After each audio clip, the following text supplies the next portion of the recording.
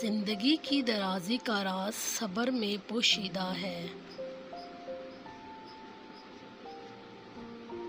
اگرچہ کسی انسان کو مقدر سے زیادہ رزق نہیں ملتا، لیکن رزق کی تلاش میں سستی نہیں کرنی چاہیے۔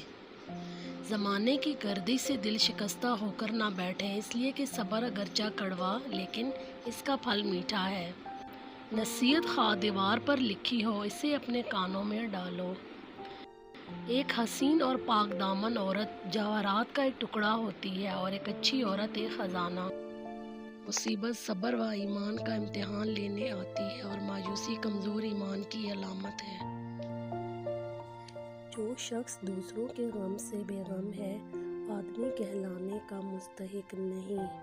دشمنوں سے ہمیشہ بچو، اور دوست سے اس وقت جب وہ تمہاری تعریف کرنے لگے۔